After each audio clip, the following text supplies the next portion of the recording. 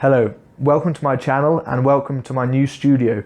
So I've just moved in here yesterday, which is why everything is kind of just randomly placed all over the place. No paintings on the walls yet. And I'm actually going traveling tomorrow to South America, which is why I came up with the idea of building my own pochade box, my own Plein-Air box. So I realized that my Plein-Air setup probably needed to change just because it was taking me a long time to sort of clean up. Quite a hassle to bring the palette and everything with me when I'm traveling.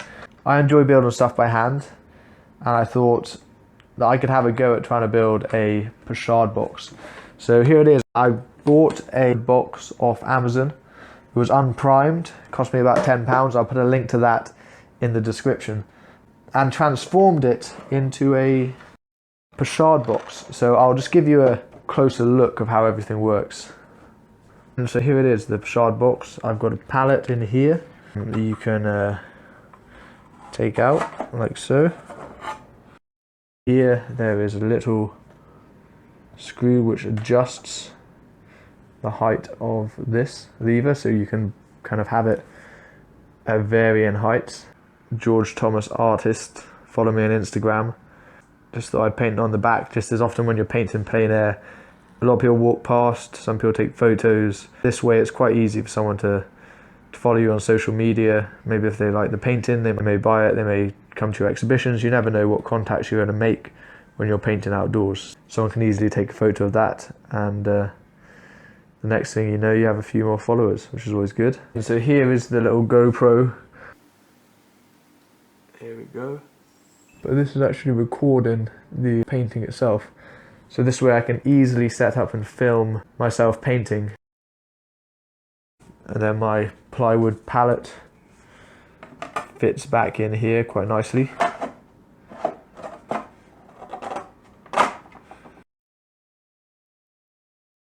Let me show you exactly how I made this. I start by replacing the hinges on the original box with some bigger, sturdier hinges.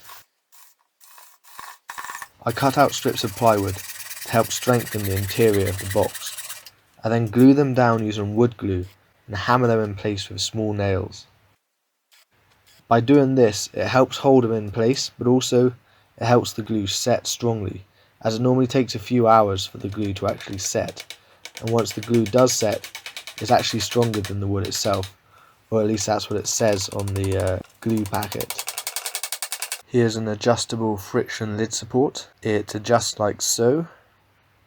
I attach this to the side of the box so that I can adjust the lid to whatever angle works best to support the painting.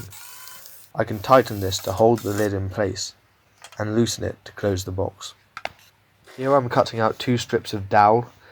If you are going to do this at home, I'd suggest using a sturdier table than this one. It won't be hard to find. This table is really not sturdy. You can see I'm sort of using my knee to keep it steady, probably breaching a whole load of health and safety regulations. Here I'm gluing down the dowel with wood glue, and I've made a small gangway so that the wood which is going to hold the painting in place can slide up and down between the dowel. I have a screw which presses into the wood which holds my painting in place. I can loosen this screw and can slide this bit of wood up and down and tighten it to hold it in place. I've attached a small offcut of canvas to the back of the screw so that the screw doesn't dig directly into the wood and damage the wood. I'm drilling a circular indent into the bottom of the box. By doing this, I can attach a circular screw thread which will allow me to screw the tripod into the bottom of the box so that the box can stand freely. I'm now applying wood varnish to the surface of the box. This helps protect the wood and also gives it a nice shine.